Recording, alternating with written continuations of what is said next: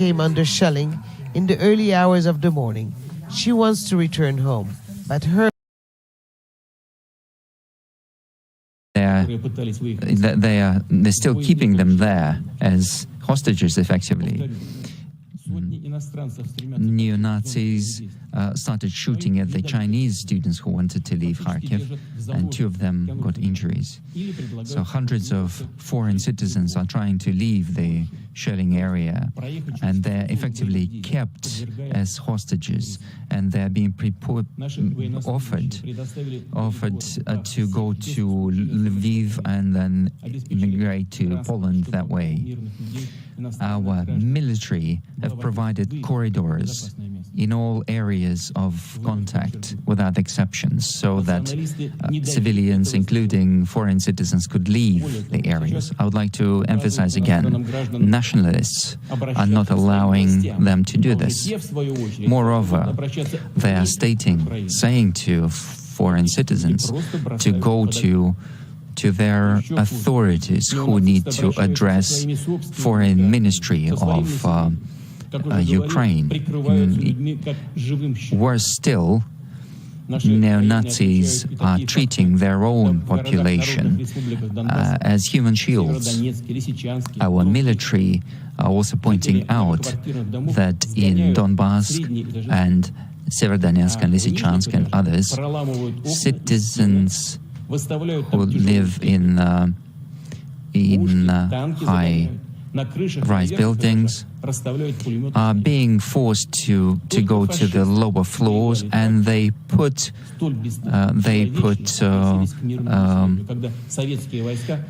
cannons on the upper floors and other equipment, and they put snipers on top. This is how Nazis behave when Russians fought them, Germans in Ukraine. Unfortunately, we have losses, and our duty is to support the families of our military who are fighting for our people of Russia. To all family members of all the fallen soldiers, they will receive insurance payouts, and each member of their families will receive financial compensation. But moreover, I believe that it's necessary to set additional payments to the military and other forces that are participating in this operation in the amount of 5 million rubles. All military who are participating in this operation will also receive additional payouts, insurance payouts plus compensation for any injuries. If a soldier is not able to continue his military service as a result of this operation, they will receive a payout of 2.9 million rubles, and this has been put in law already. I also believe we need to ensure additional payments to the staff of the Ministry of Defense and any injured personnel in the amount of 3 million rubles.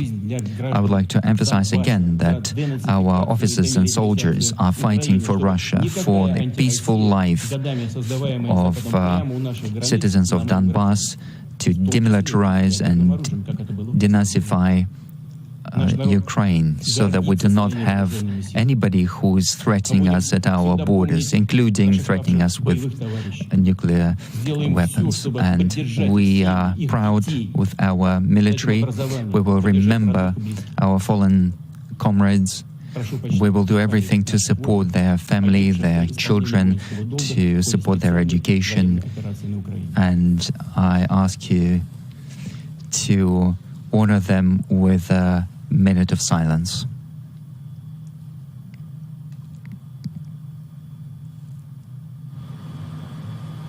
Пожалуйста.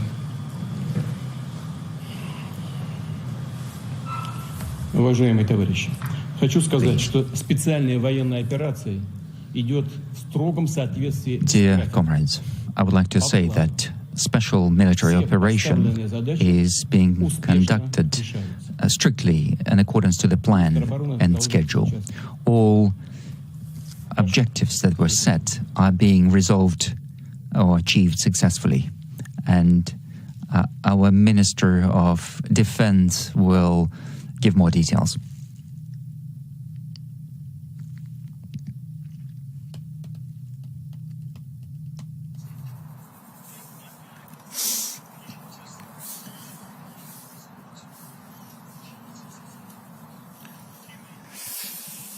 Well, there we are. We've been listening to Vladimir Putin in Moscow. This is Mark Austin here with the News Hour from Lviv in Ukraine tonight. And I'll just go through what President Putin has been saying to the Russian nation.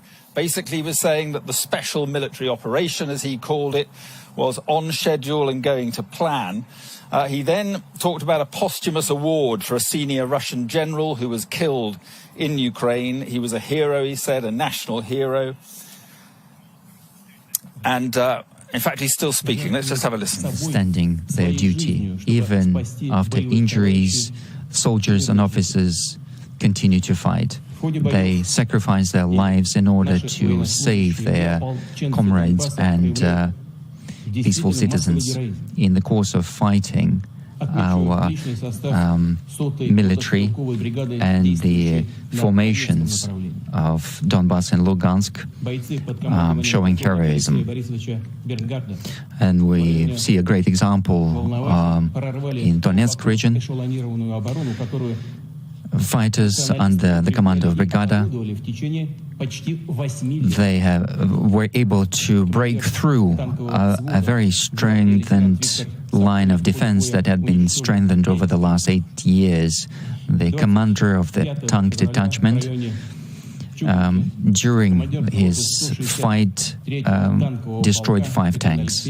On the 25th of February, the head of the Lovkin, Alexei Lovkin, encountered 15 tanks and 6 BMP of the nationalists. And having attacked them, they destroyed all BMPs and 5 tanks, having achieved the goal without any losses.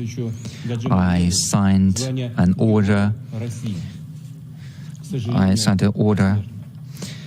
To award Gaji Magomedov the status of the honor of hero of Russia posthumously. As a real commander, he was protecting his soldiers. Having received a heavy wound, he continued to fight. And yeah, we're going to interrupt Vladimir Putin. He's saying what he's already been saying, in fact, to his what appears to be politicians or his Security Council. Good evening to you. We are in Ukraine this evening. Our Security and Defence Editor, Deborah Haynes, is with me. And I just want to tell you a little more about what he said. He said that this general who had been killed here in Ukraine was a national hero.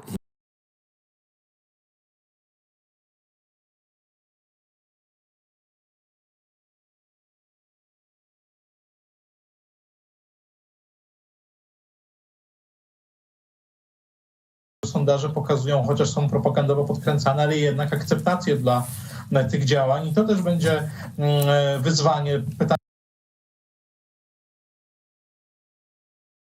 co będzie dalej. Rozmawialiśmy w przerwie z redaktorem Królem, trochę może odchodzę od tego wątku dronów, ale to też jest ciekawe, bo to też nie jest tak, że wystarczy, że teraz Władimira Putina zastąpi ktoś inny, no bo niestety, ale Władimir Putin jest tylko pewną emanacją z całego systemu. Jeżeli za jego miejsce wkroczy zaraz jakiś nowy rosyjski nacjonalista albo ktoś, kto będzie udawał demokratę, no to Zachód być może znowu się będzie chciał na to nabrać, ale dla nas doskonale wiemy, nic to nie zmieni. No i pytanie, czy zmieni to dla Rosji, a wydaje się, że nie.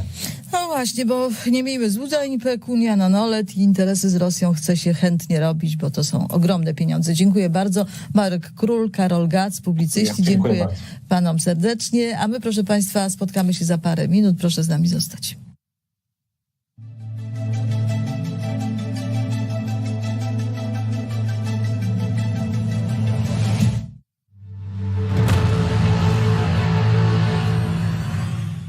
Gdy nadchodzi jesień i zima, pani Ela zmienia zestaw witamin i minerałów na Activitaminer Senior D3, bo Activitaminer Senior D3 zawiera ważne witaminy i minerały, a do tego aż 2000 jednostek witaminy D3. Jak zwykle w świetnej cenie. Activitaminer Senior D3. Jako dietetyk często pracuję z osobami starszymi.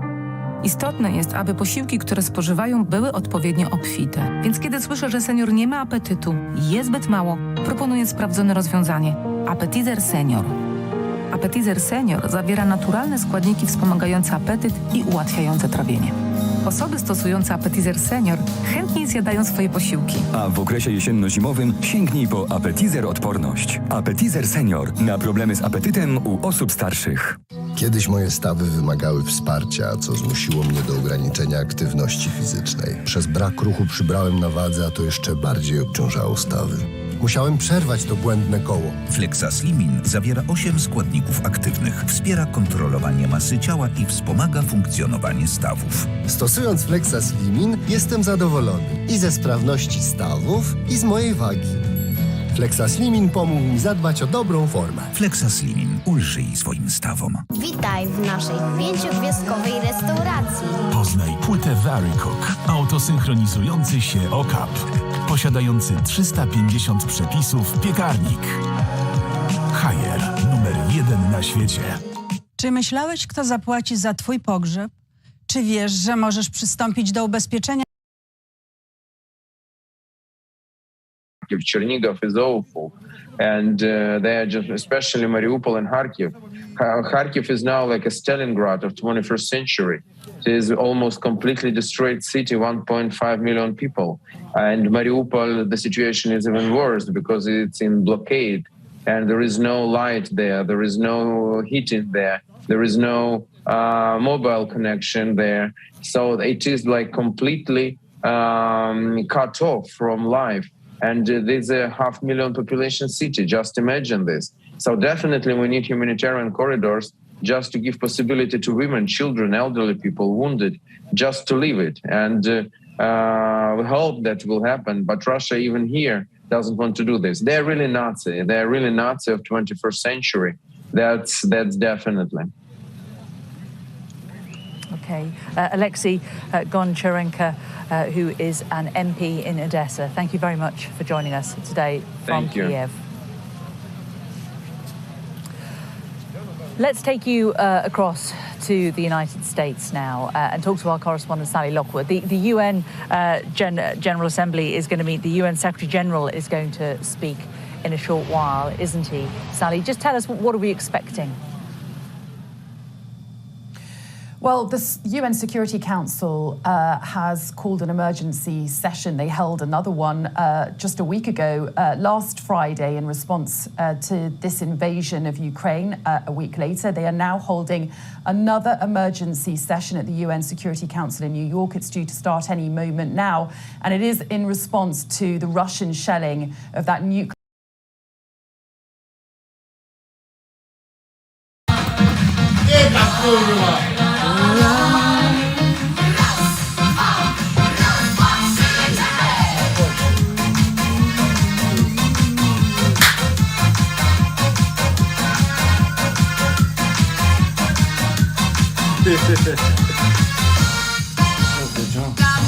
Rzeką dziewczyna siedziała, a marenę se pod mostem piła.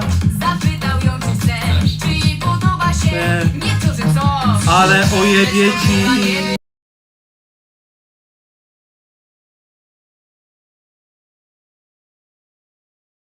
Are today under siege and facing repeated attacks. Over 1 million Ukrainians have already crossed Ukraine's borders and have been welcomed by their European neighbors. We applaud such solidarity and support. Everyone seeking refuge should be afforded protection without any form of discrimination. Millions of Ukrainians who remain in the country are being subjected to heavy, often indiscriminate bombardment and shelling. There are thousands of casualties, and their number is growing. The UN is significantly increasing its humanitarian assistance in Ukraine to respond to the escalating crisis. Madam President, the Secretary General has followed with great alarm reports of heavy fighting around the Zaporizhzhia nuclear power plant in Ukraine. We understand that the fire affected a training facility and not the cooling system or power center. Military operations around nuclear sites and other critical civilian infrastructure are not only unacceptable, but highly irresponsible. Ukraine knows only too well the devastation of a major nuclear accident. The Chernobyl disaster in 1986 stands as a lasting example of why it is vital to ensure all nuclear power plants have the highest standards of safety and security. Every effort should be taken to avoid a catastrophic nuclear incident. The persistence and bravery of the Ukrainian personnel who continue to keep power plants safely operational during this crisis are to be applauded. Madam President, attacks on nuclear power facilities are contrary to international humanitarian law. Specifically, Article 56 of Additional Protocol 1 to the Geneva Convention states that, and I quote, "Works or installations containing dangerous forces, namely dams, dikes, and nuclear electrical generating stations, shall not be made the object of attack, even where these objects are military objectives, if such attack may cause the release of dangerous forces and consequent severe losses among the civilian population." End quote. The Secretary General welcomes the statements and actions by the International Atomic Energy Agency on this issue and is ready to assist however he can. It's vital that all parties work with the IAEA to establish an appropriate framework that will ensure the safe, secure, and reliable operation of Ukraine's nuclear power plants. Urgent and safe passage should be granted to IAEA personnel should they need to travel to Ukraine to work with regulators. Madam President, we welcome the reported agreement between the Ukrainian and Russian negotiators during their second round of talks in Belarus yesterday. We understand the discussion focused on the establishment of humanitarian corridors to allow safe passage for civilians and the delivery of humanitarian assistance. We hope that this reported agreement is implemented without delay and that a full and unconditional ceasefire is quickly agreed and enacted. We urge the sides to continue negotiations and to make urgent progress on security, humanitarian, and other issues. Madam President, as the Secretary General has emphatically stated, the sovereignty, independence, and territorial integrity of Ukraine within its internationally recognized borders must be respected in line with General Assembly resolutions. What we are witnessing in Ukraine today is inconsistent with the principles of the UN Charter. Only diplomacy and negotiations can achieve a truly lasting solution to the current conflict. The fighting in Ukraine must stop, and it must stop now. Thank you, Madam President. I thank Ms. De Carlo for her briefing, and I now give the floor to Mr. Rafael Mariano Grossi. We're hoping the connection will be working from the airplane.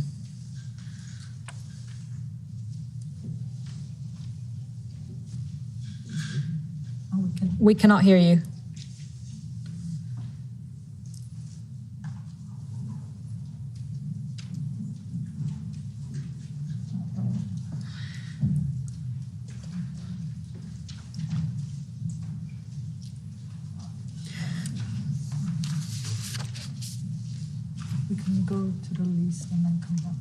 We've lost Mr. Grossi for the moment. We're going to start with our list of speakers and then come back to him when connection is reestablished. I'd like to therefore invite those council members who wish to make statements, and I give the floor to the representative of the United Kingdom. You have the floor.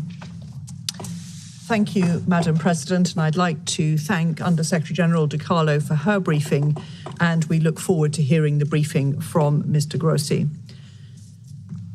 The United Kingdom and our partners called this urgent meeting because Russian forces last night attacked the largest nuclear power station in Europe.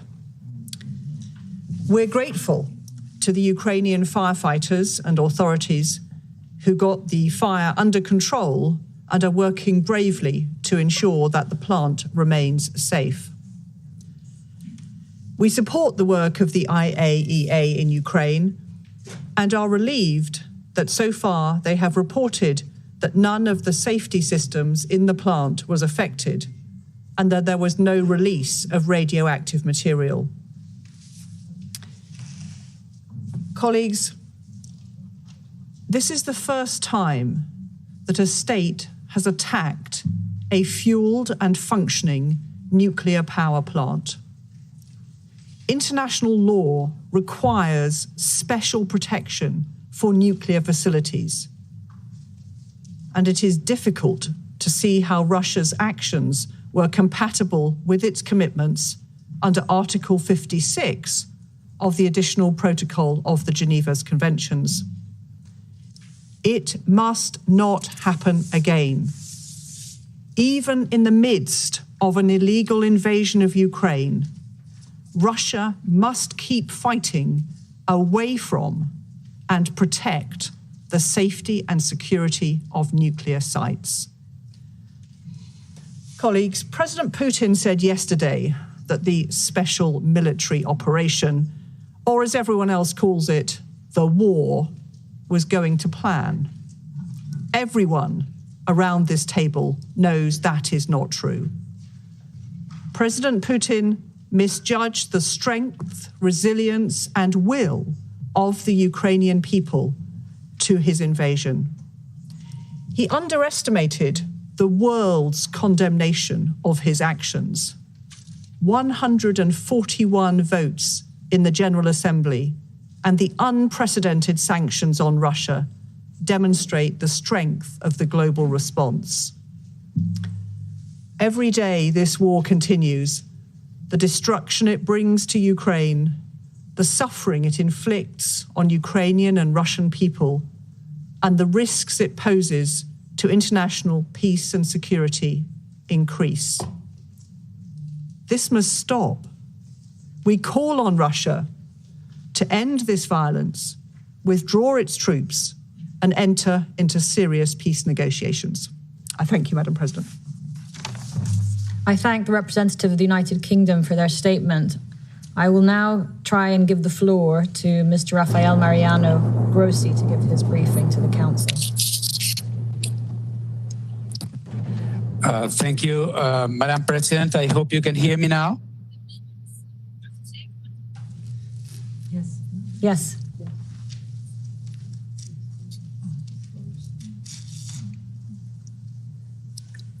Can you hear me? Yes. We can hear you. Very good.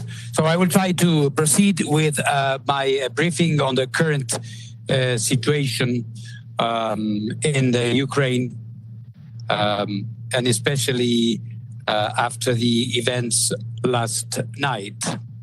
We have been in contact with the Nuclear Regulation Agency of the Ukraine from the very beginning of the conflict, and we have been receiving updates and information from them without interruption. In general, the situation could be described as follows. The nuclear installations and the nuclear facilities in Ukraine are quite important. 4 big sites, 15 reactors and associated facilities, plus the site of Chernobyl. Regarding Chernobyl, already last week, we were informed, and it was so confirmed afterwards, that the Russian special military forces took charge of the site. At the same time, the operators of the plant, of the Chernobyl plant, continued to run the day-by-day operations over there. A few days ago, we were informed again by the Russian government that military forces were moving in the area of Zaporozhye nuclear power plant with the similar mission to take over control of this facility. We got information in the sense that their advance towards the perimeter of the nuclear power plant was met with opposition and some group of civilians obstructing the access to the plant. Finally, this happened. And last night, in the early hours of the morning, we got information that a projectile had impacted a building adjacent to the block of reactors, 6 of them. The projectile impacted this building and a fire ensued, which was after some time put out by the fire brigade at the station. We confirm through our contacts at the regulator, but also directly from the plant, we were able to confirm that no security or safety systems had been compromised. Neither the reactors themselves had been hit by this projectile. And at the plant had continued. Set up humanitarian corridors that stretch inside Ukraine. Desperately needed humanitarian aid must be able to reach all parts of Ukraine, and civilians must be allowed to escape cities under siege. Finally, the European Union has triggered, for the first time ever, the so-called Temporary Protection Directive. What is it? It effectively opens up residency rights for most refugees. We continue our permanent contact with the Ukrainian authorities, governmental, nuclear regulatory, and also Energoatom, the company which operates these facilities, and also operators there. This is or constitutes the basis of the regular updates, more than 10 or 12 at this point, which you have been seeing on the websites of the IAEA. At the same time, today, I indicated in the morning my readiness to travel as soon as practicable to Chernobyl in order to consult, of course, with our Ukrainian counterparts, but also, if necessary, and when necessary, to the forces in charge, in order to establish a stable framework so the observance of the basic principles of safety and security, starting with the physical integrity of the facilities, can be observed. Basic elements of this initiative proposal have already been shared with the Ukrainian counterparts and the Russian authorities, which are at this point evaluating that. We believe that having received a direct request for assistance it is our duty at the IAEA to heed this call and to try to provide assistance. Needless to say, in particular, Madam President, to your body and the distinguished representatives over there, that this mission of the IAEA, if and when it takes place, would not, of course, have anything to do with the political and diplomatic aspects that are in the purview of the Security Council. This mission would be strictly restricted and circumscribed to the safety and security of the nuclear installations in Ukraine, which are evidently, and as facts have shown, under constant danger of damage and accidents. So, Madam President, I hope these basic elements will help you in the evaluation of the situation. We request members of the Council, as I have done in Vienna at my Board of Governors, to support my efforts as Director General and those of the IAEA in order to ensure a basic element in this very difficult situation, which is the safety and the security of this important infrastructure of the country. I thank you very much, Madam President, and I won't be ready in case there are questions or particular points that might not be clear to clarify them. I thank you very much, and I excuse myself for the pure quality of my connection. As you know, I'm airborne now. I'm on my way to Tehran to deal with another issue which is of direct interest of the Council, which is the hopefully solution of the outstanding aspects of the nuclear power program in the Islamic Republic of Iran. Thank you very much. I thank Mr. Grossi for his briefing, and we'll now continue with the list of speakers and then come back for any questions to the briefers. I now give the floor to the representative of Albania. You have the floor. Thank you, Madam President, and I'd like to thank USG Di Carlo, and we're happy that we could listen to DG Grossi, and I'd like to reassure him of our full support in his efforts on the issue on the issue that we're discussing today. Dear colleagues, 10 days into the so-called special operation, which in reality is the operation How to Invade Your Neighbor, and we are in the midst of a large-scale human tragedy running towards an overall catastrophe for Ukraine first, but for Russia as well, and as we see every day, with serious implications for the wider Europe.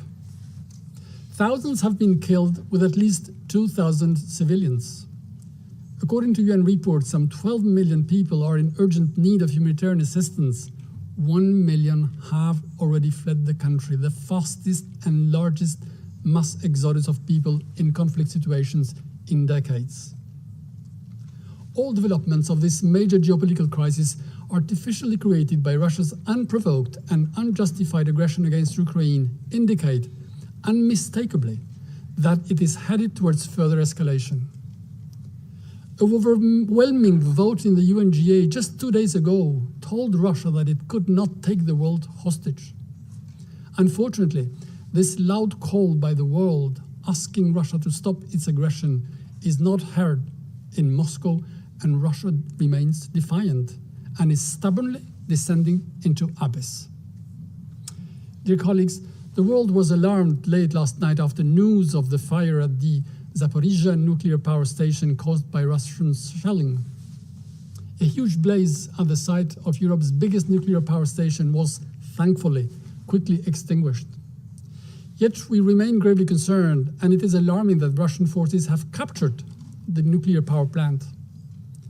Russia's grip on a plant that provides more than 1/5 of Ukraine's electricity is a serious cause of concern and could have huge repercussions on civilians and Ukraine's economy. Fighting at the plant or any other disturbance could cause a potential nuclear disaster, radioactive damage, and have irreparable consequences for Europe's environment. It is difficult not to have in mind the dreadful images of Chernobyl. We welcome the quick reactions from IAEA and the reassurance that we heard from DG Grossi, putting its incident and emergency center in full response due to the gravity of the situation. They should be given urgent and hindered access to verify and monitor the conditions and ensure safeguards are all in place as the situation remains very challenging. Russian occupiers must immediately allow unfettered access for emergency service to the plant and whatever else is needed. We urge the IAEA to continue working closely with Ukraine with a view to providing maximum possible assistance to the country as it seeks to maintain nuclear safety and security in the current difficult circumstances. It is important for the nuclear power plant to continue to be operated by its regular staff. We are very concerned about the reports from the operator that the situation remains difficult. We call on Russia to end its aggression, withdraw its troops out of Ukraine, to hold use of force near any nuclear power plant and any civilian infrastructure in general, and respect Article 56 of the Additional Protocol of the Geneva Convention. Attacking civilians and civilian infrastructure constitutes a crime, and perpetrators must and will be held accountable. We welcome the establishment by the UN Human Rights Council of an international commission of inquiry to investigate war crimes committed in the aggression against Ukraine. Evidence must be gathered, documented, and presented to the courts. We support the ICC prosecutor to investigate and document crimes committed for the purpose of accountability. Dear colleagues, the UN was not created to take humankind to heaven, but to save humanity from hell, as Dag Hammarskjöld famously said.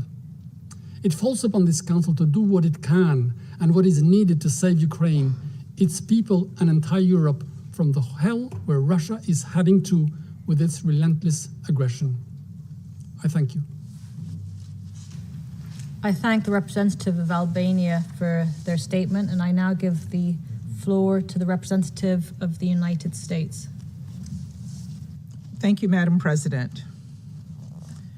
By the grace of God, the world narrowly averted a nuclear catastrophe last night. We all waited to exhale as we watched the horrific situation unfold in real time. I applaud the ability of the Ukrainian operators to keep all 6 reactors in safe conditions while under attack and to report as they were able to their nuclear regulator. Moreover, we appreciate the State Nuclear Regulatory Inspectorate of Ukraine for its continuous updates to the IAEA and to the international community. We are gravely concerned that the Ukrainian operators are now doing their jobs under extreme duress.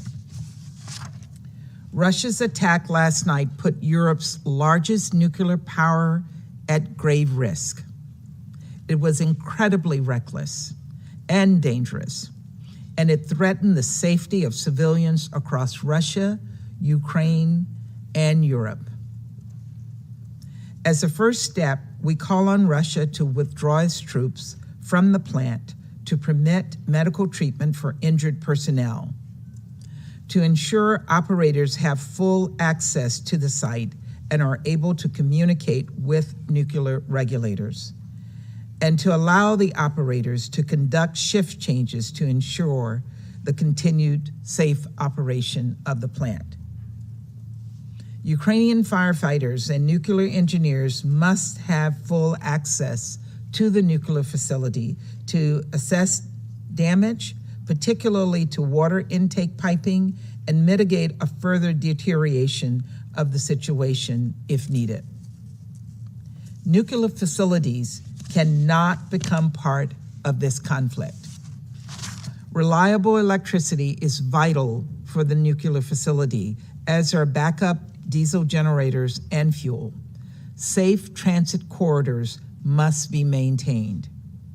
Russia must halt any further use of force that might put at further risk all 15 operable reactors across Ukraine, or interfere with Ukraine's ability to maintain the safety and the security of its 37 nuclear facilities and their surrounding populations. The United States remains highly concerned that Russian military forces controlling the Chernobyl site have not permitted operators there to have a shift change since last week. This is highly irresponsible behavior and causes grave concerns for continued safe operation of both sites. And we call on all countries to support IAEA Director General Grossi in his efforts to find arrangements going forward to ensure nuclear safety and prevent a nuclear catastrophe in Ukraine. Over the past 9 days, we have witnessed the devastating impacts of President Putin's war of choice on the Ukrainian people. Yesterday, the UN reported that Russia's invasion had turned 500,000 children into refugees. Russia has killed thousands of Ukrainians and sacrificed 1,000 more Russian soldiers' lives in the process. Russia is destroying critical infrastructure, which is denying people drinking water to stay alive and gas to keep people from freezing to death in the middle of winter. The humanitarian impact of this destruction will be significant. 141 nations across the world have called loudly and clearly on President Putin to stop this brutal, unjustified, unprovoked attack. Not only has he not listened, we've just witnessed a dangerous new escalation that represents a dire threat to all of Europe and the world. To my Russian counterparts, this council needs answers. We need to hear you say this won't happen again, as our UK colleague just stated. We call on you to withdraw your troops and weaponry from Ukraine. We call on you to respect Ukraine's borders, its people, and the UN Charter. We call on you to respect your own troops enough not to send them into an unjust war or on a suicide mission against a nuclear power plant.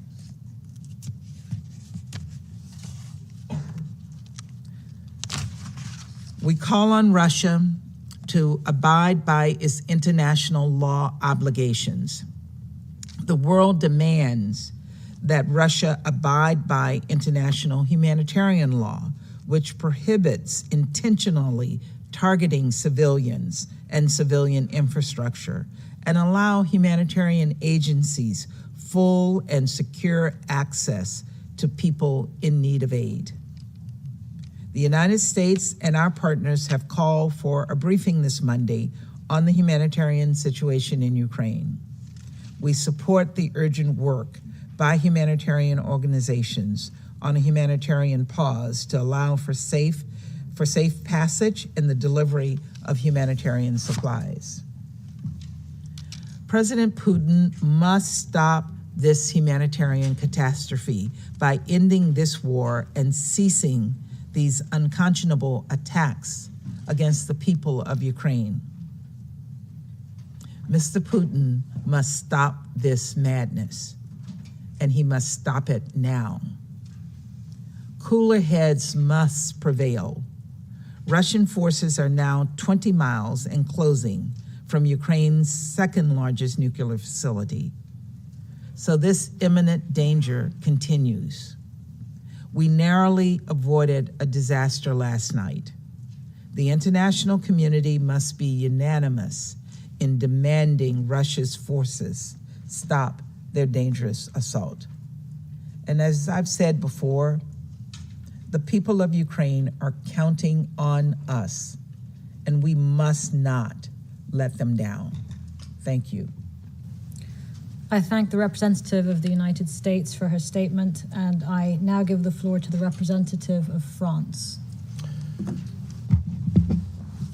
Madame la Présidente.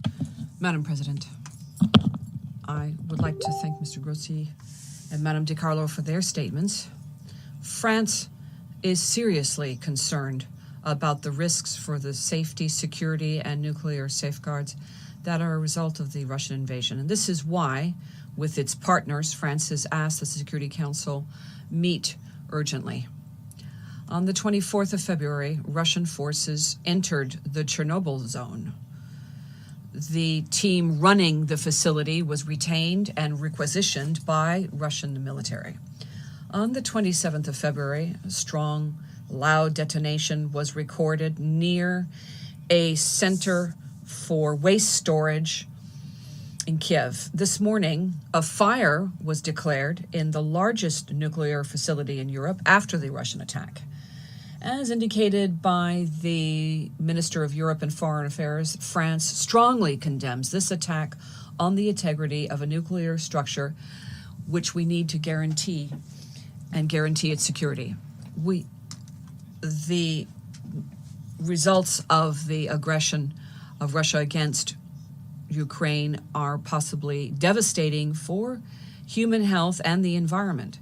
In 2009, Russia approved, with the rest of the General Conference of the IAEA, a decision according to which any armed attack on and threat against nuclear facilities devoted to peaceful purposes .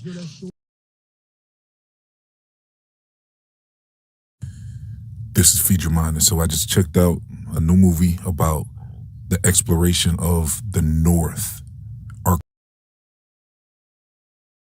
Who joins us this evening from... A second round of talks between Russian and Ukrainian negotiators has met with some progress as the two sides agreed to establish humanitarian corridors in some areas. For those residents who have not or could not yet escape, any such corridors could provide some desperately needed respite. Let's go to Ukraine then and join DW correspondent Matthias Bullinger in Lviv in western Ukraine. Welcome, Matthias. What's the latest? Yeah, there has been fighting again in these hotspots that we've also seen some of it in these reports. Mariupol is still being surrounded, mostly cut off communication. We are also hearing electricity and water being cut there. The situation, of course, is quite worrying and is one of the places where a humanitarian corridor to bring in humanitarian relief would be really needed. And today I have also spoken to people who have fled Kharkiv and other places of Ukraine. The situation is very bad. A lot of places have been bombed, have been destroyed. Towns around Kharkiv and also the city center of Kharkiv.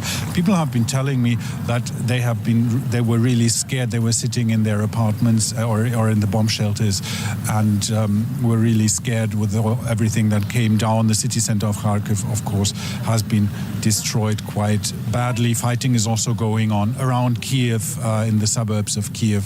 It doesn't seem that the line has moved a lot, but fighting is certainly severe and ongoing.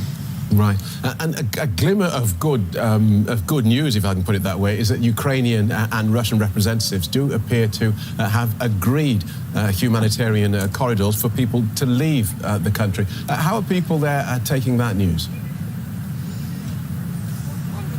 Well, it's badly needed. Humanitarian corridors are badly needed, but let's be careful. They have agreed in principle to establish those. There are no specific agreements on where they will be and when and how they will operate. All this is going to be figured out in the future. But for now, we don't know that yet. Of course, people, especially, of course, in these places, if they get the news, they need these corridors. And it's interesting just watching the streets behind you, which do appear quite quiet, though we have seen people sort of going about their normal business. It's easy to get the idea that the whole country is at war, but clearly it's a very patchy business. Yeah, I've been to the railway station earlier where refugees keep arriving from all parts of the country, not only from Kharkiv and Kiev, the most fought over places, or Mariupol, but also from other places where war has not yet hit, but people are expecting things to happen there. Odessa, for example, in the south, and also the eastern town of Dnipro, which is one of the major industrial hubs as well. So people all over the country are scared. Most of the fighting is happening in the north, in the east, and in the south. This part, western Ukraine and central Ukraine, is relatively untouched if you don't count the refugees coming in, the difficulties in providing them with shelter and food. But there have also been air raids, but basically these areas have been less targeted, and the city here in Lviv is operating normally. Shops, not all shops are open, of course, but like basic necessities, you can buy stuff in the stores, and public transport is running, and the telephone, internet, electricity, everything. There is, of course, some pressure on the people here as well. People have also enlisted for the army. There is a curfew. People cannot be out on the street in the evenings. There's also it's also forbidden to sell alcohol, for example, in the street. So normal life has been affected, but it's not what we are seeing from the eastern and southern parts of the country. Well, thank you for that, Matthias. Matthias Bullinger in Lviv in western Ukraine. Well, Ukraine's President Volodymyr Zelensky is scheduled to make a live video address to people protesting against the war. And this week he's already spoken to the European Parliament, appealing for immediate EU membership. So let's hear from DW reporter Akansha Saxana, who's in Frankfurt city centre, where people are waiting to hear that address. Welcome. So just explain to us what's going on and what the mood there is like. Yeah, here hundreds of people have gathered behind me. It's Friday evening, and Ukrainian President Volodymyr Zelensky is expected to shortly make a speech. Behind me, you can see there is a screen, and he's expected to make a simultaneous speech which goes to different European cities, including Lyon, including Bratislava and Prague, and other European cities. And he's expected to make that impassioned speech to gather support from the Europeans for his people, for his country, as Russia continues to have that unprecedented war in the country. As you said earlier this week, he spoke at the European Parliament and made a very emotional speech where he tried to galvanize support, to get support for the country's fast-track membership into the bloc, into the European Union. And he's expected to say, on similar lines, he's expected to talk shortly from now. And a lot of people here behind me have gathered to listen to him. There are people from Ukraine as well. There are people from Germany. They have gathered here in solidarity with the people of Ukraine.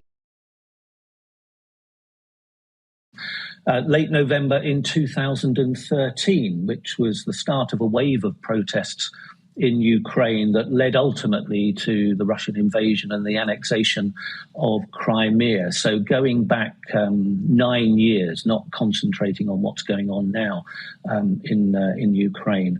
And anything that Metropolitan Police War Crimes Unit gathers in terms of evidence will be shared with the International Criminal Court.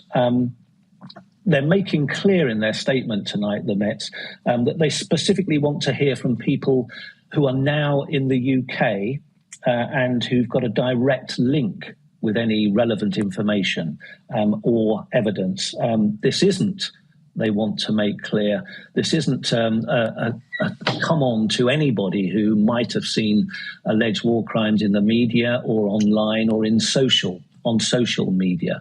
This is a request specifically to people who may have been involved in war crimes or may have been the victims of them.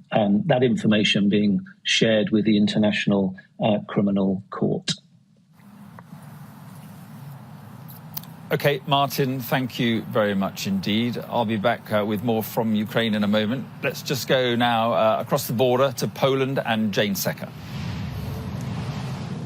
Hi, Mark. Thanks very much. Yes, I'm in Przemysl on the border between Ukraine and Poland. And we're in well, it's not an out-of-town, it's an edge-of-town shopping centre. It's a deserted Tesco's. But if you look behind me, the juxtaposition of all of the modern shops and in front of it, a refugee centre, and it's just been packed throughout the day. Hundreds and hundreds of people coming through here. There are beds in the deserted Tesco if they want to sleep throughout the night. There are also bus services from here and lots of food and other facilities that are being offered. Lots of volunteers have come down here to help as well. Also, down in this town today, we saw the Home Secretary, Priti Patel, who came down to praise the Ukrainian effort for dealing with refugees, but also to announce an extension of the UK's programme for refugees from Ukraine. This is very much in terms of standing in solidarity with the people of Ukraine, but also with our friends here in Poland, to see the work that they're doing and also to see how we can support Poland much more in terms of helping those Ukrainians with links to the United Kingdom to come to Britain. And actually, we've been discussing some of that work here today. So we're also launching our new family extension route today to enable Ukrainian families with links to the UK to come over to Britain. That scheme is live, that is now working, that's up and running. Priti Patel, who we saw a little earlier today, just a couple of miles away at the border. Well, I was talking about volunteers and people coming across to help here, and I've got two with me, Michael and Curtis Brooks, and you guys are from the UK. You came across. What are you doing over here, Michael? We're just with the devastation of the people that evacuated. We just got on a plane, got a car hire, drove down, offered our services. So, and we've been given jobs to do since we got here, mostly taking people to the hospital, taking people to accommodation, refugee place from here.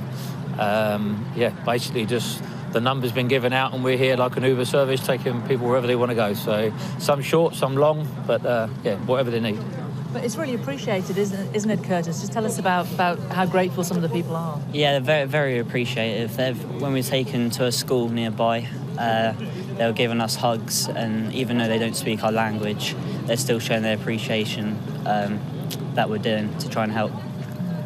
Michael, you're not a taxi driver in real life. You work in construction. Luckily you've got your own company, so you're able to take this sort of extended time off. But how long do you think you're going to stay out here? As long as it takes, really. I mean, we didn't know what to expect. So when we arrived, we just we give our number out, and now everybody's calling us, getting us. We're waiting for the next call now. So it's hard to leave, to be honest with you. So there's no time limit to go back. We've planned on staying here till the middle of next week at the moment, but if they need us longer, then we'll stay. And I think the amount of people are turning up now, I think they're going to need us probably longer, or maybe just go back and come back again. I think we're going to be travelling back again. Certainly doesn't seem to be slowing down, does it? No, I think there's a train of 1,000 people coming today. I mean, last night at this time there was 2 coaches here. Now there's 15 coaches here, so it's getting worse. Yeah, definitely. Curtis, your dad's done this kind of thing before, hasn't he? He went out to help after the tsunami, but this is your first time coming out to do this kind of thing. What do you think? It's just very, very emotional, seeing all these people nowhere to go. It's hard to imagine doing that ourselves. So, it's just glad I can help and see what I can do. Really. You're just 19. What would you be doing normally? Probably sitting at home watching TV, probably watching this. So, not much. Guys, thank you so much. Thanks for joining us. You're welcome. And well done for all you're doing. I'll let you step back in case you need to take any more calls. Thank you. And what Curtis says about, I can't really imagine being in this situation. We've spoken to a few people today, and a few of them have stuck in my mind. Lots and lots of people coming across that border crossing, Mark. And I saw one mum, I don't know how old she was, probably in her late 20s, early 30s, with a 7-year-old sort of holding onto her arm. And she was just crying. She just was crying. She was on her own, just walking with her hand over her mouth. And this little child was just sort of chirruping away up to her like children do if they see their parents upset, just trying to chivvy them along. And we met another family, a young family, again, in their late 20s, early 30s. Dad's a graphic designer. He publishes comics, and he publishes comics about things like refugee crises and the Holocaust and things. And the two of them have a disabled child as well as a tiny baby, and we saw them coming across. And he said to us, you know, I just never thought that I would be a refugee. Just absolutely astonished at how life has treated them. That a week ago they were living a relatively sane life, as many of us in the West are lucky enough to be able to do. So there are so many stories and so many people whose lives have been absolutely uprooted that we are talking to here today. And as Michael was saying, it just doesn't seem that the stream of people coming through is in any way going to slow down at all anytime soon. Mark. Jane, thank you very much indeed. And as Anthony Blinken was just saying, so many stories of human tragedy and human suffering here. Let's go back to New York, and the Russian representative is speaking at the emergency meeting. Госпожа председатель. That's fine. Today's meeting is another attempt by Kyiv authorities to kindle artificial hysteria around what is happening in Ukraine. And they're being assisted in this by their Western backers. Today, we have once again heard lies about how Russian troops attacked the Zaporizhzhia nuclear power plant. And this is all part of an unprecedented campaign of lies and disinformation against Russia.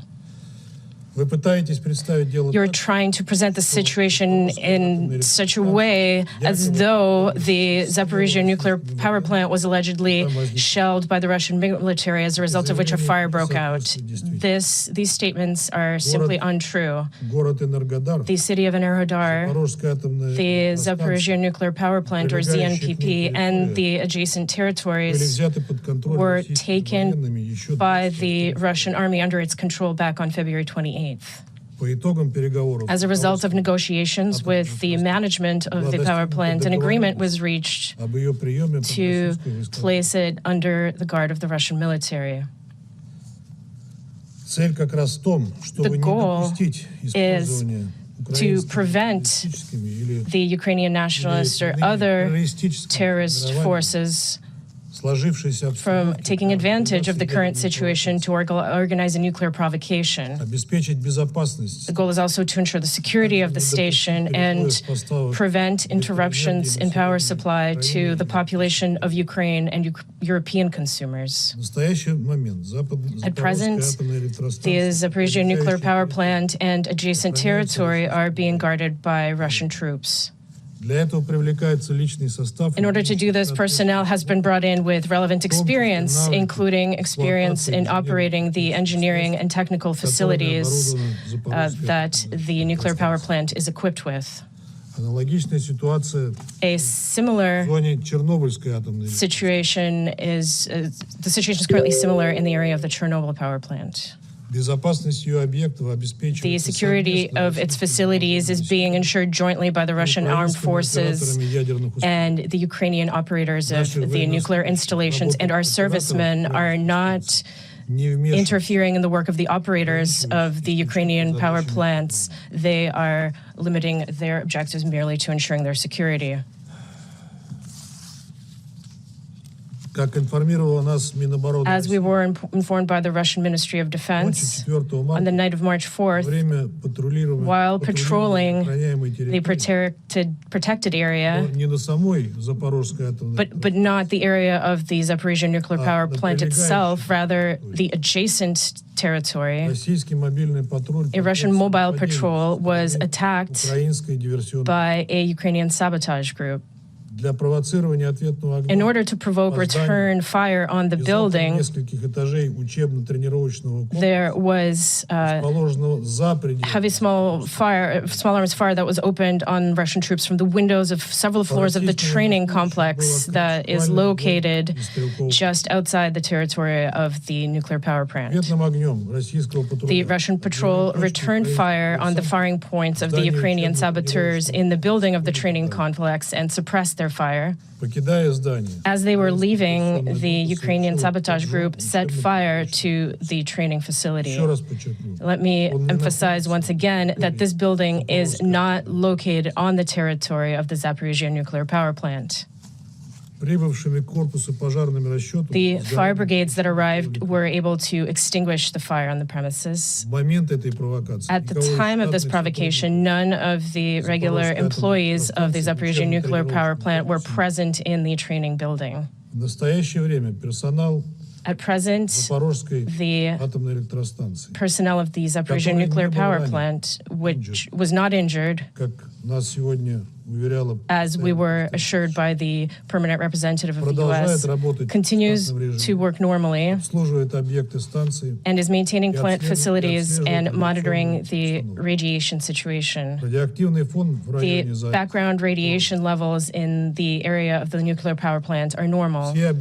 All the nuclear power plant facilities are under the control of the Russian military. Their security has been fully ensured, and the station continues to function normally in accordance with technological requirements. The power units of the Zaporizhzhia nuclear power plant were not damaged. Their condition is as follows. The first has been disconnected for repair. The second and third have been temporarily disconnected by the decision of the station's management. The fourth is operating at 690 megawatts, and the fifth and sixth are being cooled. According to the assessments of IAEA leadership, which were set out in the press statement dated March 4th, the operation of the nuclear power plant continues normally. Nothing threatens the safety of the 6 power units. That's the Russian delegate to the UN denying any involvement in the attack on the power plant. Let's go to Kiev now, or what I assume is Kiev, and the Ukraine President Zelensky is, I'm told, about to speak. Я хочу віддати вам, народи Європи. Не мовчіть. Виходьте на вулиці. Підтримуйте Україну. Ми прагнемо цього. Підтримуйте нашу свободу. Бо це перемога.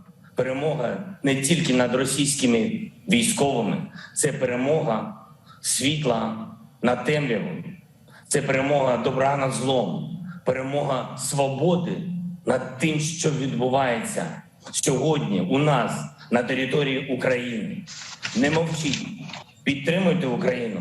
Бо якщо Україна не витримає вся Європа. Якщо Україна паде, паде вся Європа. And this third minute I would like to dedicate to you, to the people of Europe. I would like to call upon you not to be silent. I would like you to come out on the streets and support Ukraine, support our efforts and support our fight.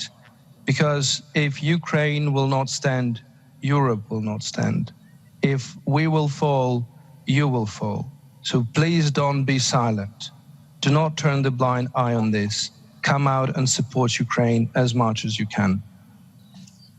І якщо ми переможемо, а я впевнений в нашому народі, я впевнений в вас, тож якщо ми переможемо, то це дійсно буде велика перемога демократії, цінності, перемога свободи.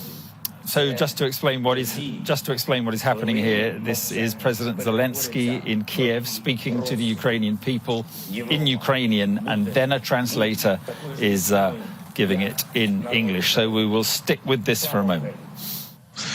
And if we win, and I'm sure we win, this will be the victory for the whole democratic world. This will be the victory of our freedom. This will be the victory of light over darkness, of freedom over slavery. And if we win, we will become as blossoming as Europe, and Europe will be flourishing more than ever after this magnificent victory. Glory to Ukraine. Slava Ukraini. Вільнюс, Франкфурт, Тбілісі, Братислава, Прага, Ліон, Париж. Кожен з вас сьогодні українець. Дякую.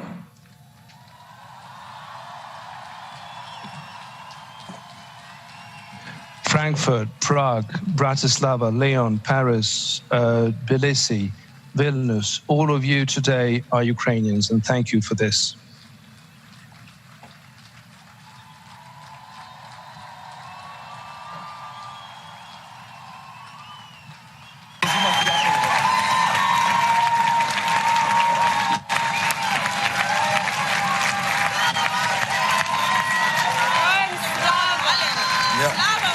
Mach mal Slava Україні! Героям слава!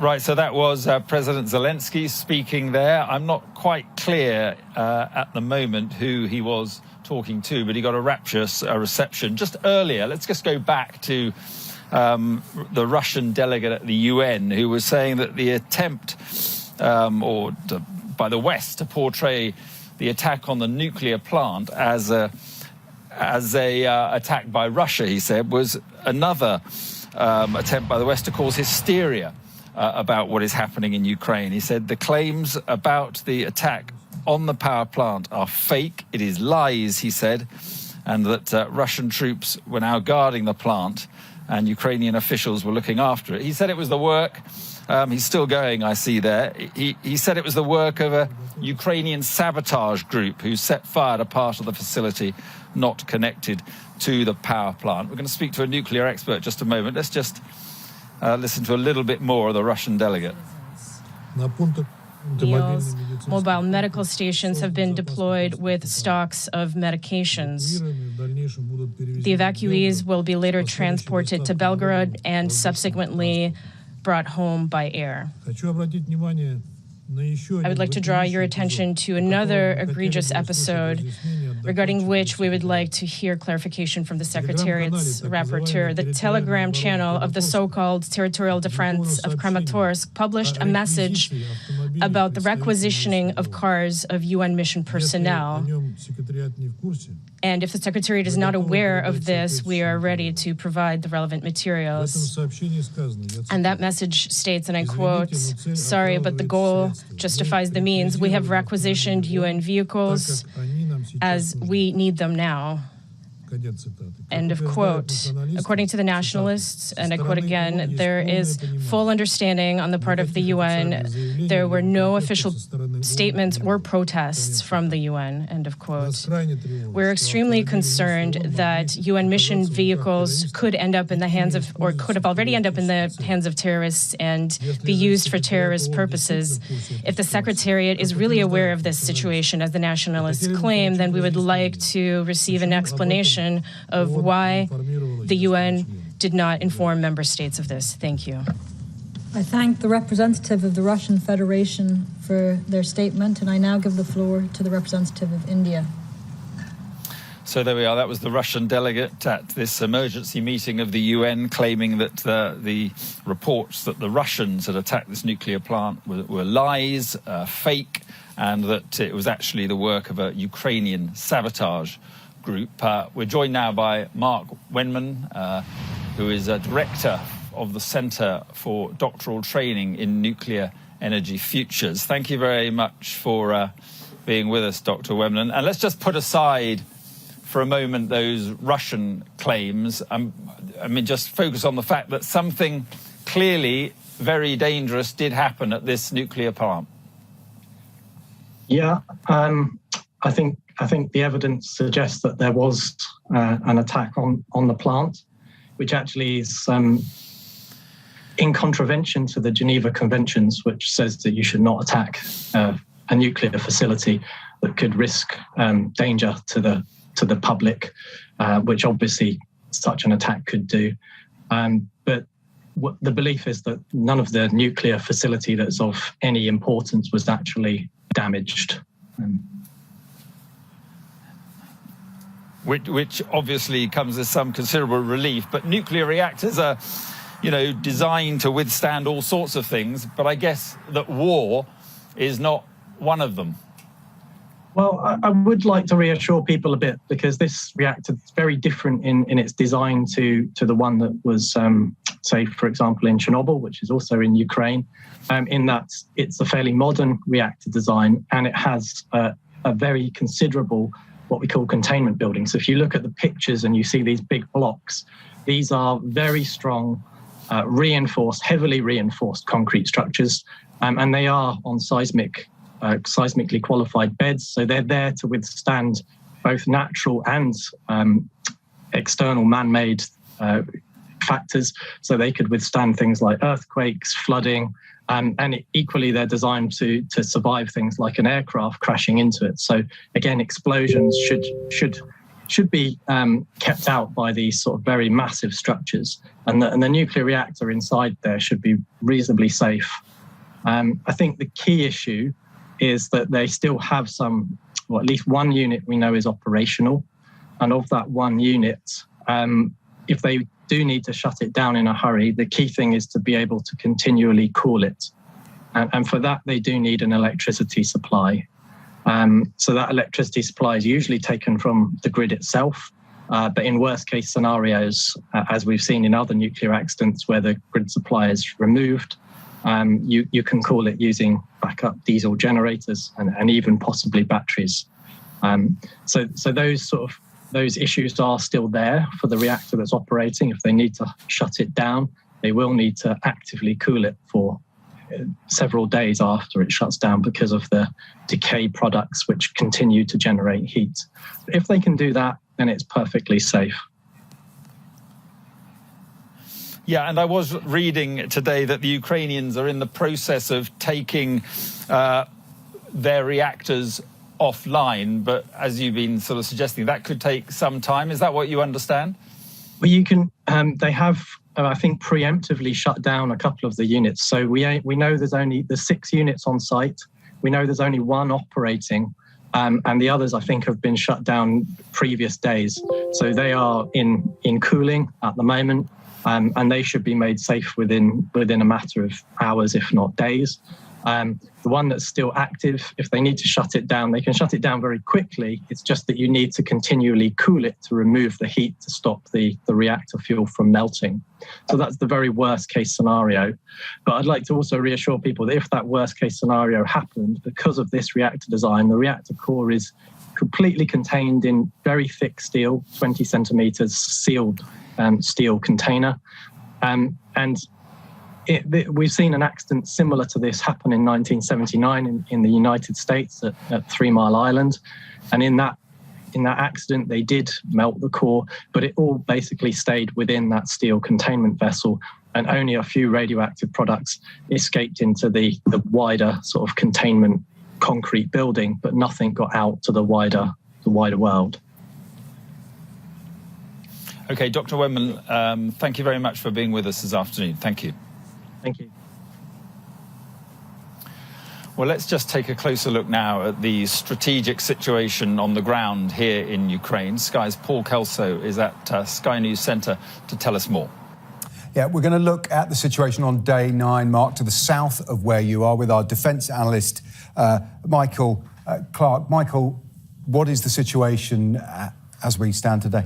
Yes, Paul, we said yesterday this is a battle of the cities now. The Russians, they couldn't do it the clever way in the first day, so now they're going back to the old routine of taking cities. And 3 cities in the south, Odessa, very important, free at the moment, Kherson, which has been taken, Mariupol, which is surrounded, facilities have been cut off, food is running short, and the Russians are bombarding it. And this is the pattern. They bombard the city until they feel that it's weak enough to walk in, which is what they will do. And that's the pattern that we're probably going to see in other parts of the country. There was significant development. The shelling of the nuclear power station at Zaporizhzhia there by the Dnieper River. We're just going to point out this second nuclear power station also close to Russian-held territory, which raises the question of what happened on the ground at Zaporizhzhia. Let's take a look at a satellite photo of the facility, just to give people an idea of what we're looking at. This central area there with the red circles we can see lined up, those are the reactors, which there's agreement on all sides are not damaged. We've just heard from the Russian ambassador. We've heard from the IEA as well today. The shelling and the fire we have seen is a training facility on the site. That's what happened. The question is, why is anything happening so close to such a sensitive facility? Well, if this was a strategic decision taken in the Kremlin, then it is possible that it's an attempt to, as it raise the temperature again after increasing the level of nuclear alert, to tell the rest of the world this is such a dangerous crisis, keep out. That's one possibility. The other possibility, which I suspect is more true, is this was just strategic stupidity on the part of local commanders. They see it as a legitimate target, which it may be, but the one thing you don't want to do is lob shells, artillery shells, which are very inaccurate, at a nuclear power station. There's all sorts of things that could go wrong. Whether or not the reactor cores are safe, which they are, there's all sorts of things in the system that could go wrong. Yeah, it makes it reckless if that is what happened. And it seems the facility, as we go, but let's have a look at the wider map of the south. That facility effectively handed to the Ukrainians to avoid a disaster. We're going to talk now, as we focused in here, on Odessa. You can see significantly no Russian lines yet. This area not in Russian control, but you believe this is the next target. Yes, we know from earlier today that Mykolaiv is already contested. There's one attack has been pushed back, but other attacks will develop. But Mykolaiv at the moment is the new front line there. And of course, this is all heading towards, we assume, Odessa and the port of Chernomorsk. Yeah. Tell us the significance of this is the commercial port, isn't it? Chernomorsk is the new port. It's the business port, about 30 miles south of Odessa. And between them, Odessa, the ancient port, and Chernomorsk, the new port, they account for about 70% of all of the seaborne trade in the Black Sea for Ukraine. So to seize those ports effectively landlocks Ukraine, and although it can still get stuff in from Poland and Romania, the tonnages you can carry by sea far outweigh anything that can come over land. That's the strategic significance, but it's not just land forces, is it? We believe there are assets at sea. There's 30-odd naval vessels there. There's at least 5, possibly 6 assault ships that are ready to go in. As and when the Russians arrive towards Odessa, I would expect the assault ships will add their weight to an attack on Odessa at some point in the future. Much more to say, Michael. We will leave it there for now. And back to you, Mark. This is clearly, don't need us to tell you that this is just the start of what is becoming a very long haul for the Russian military and, more importantly, for the Ukrainians on the ground. Yeah, absolutely, Paul. And Michael, thank you very much. This is the News Hour live from Ukraine this evening. Coming up, we'll take a break from events here. Shane Warne has died at the age of 52. We will be remembering the greatest moment from one of the greatest cricketers in the world.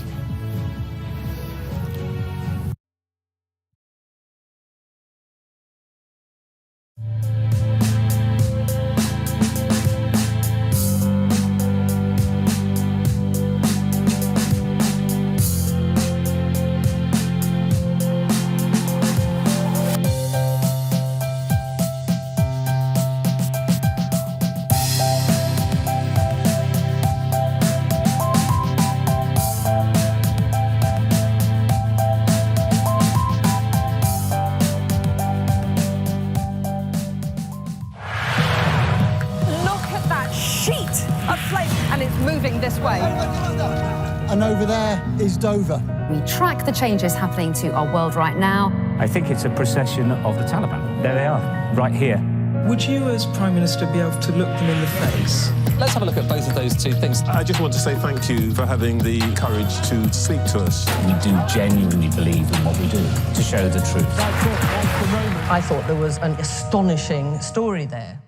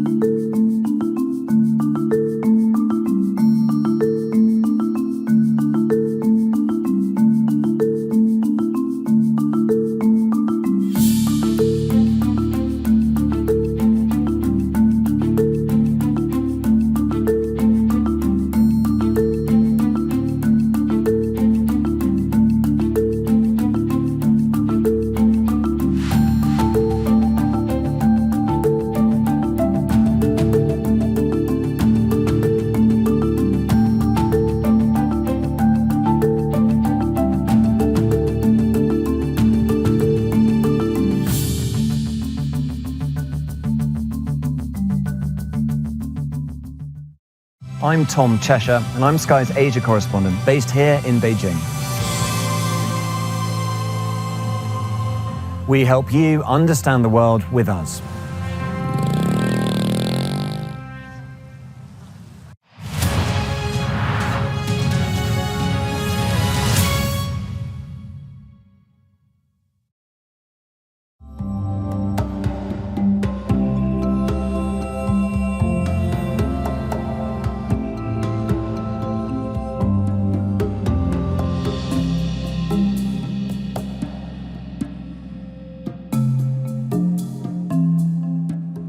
ba ma dalee commencé liggéey bi yokkute bu bari am nañ ko ci.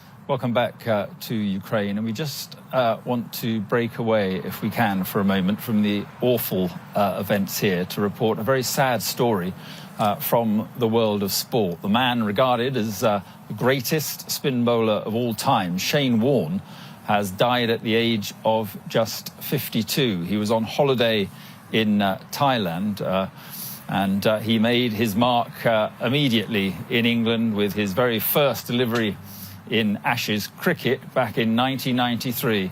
Let's just take a look at what's been dubbed the ball of the century.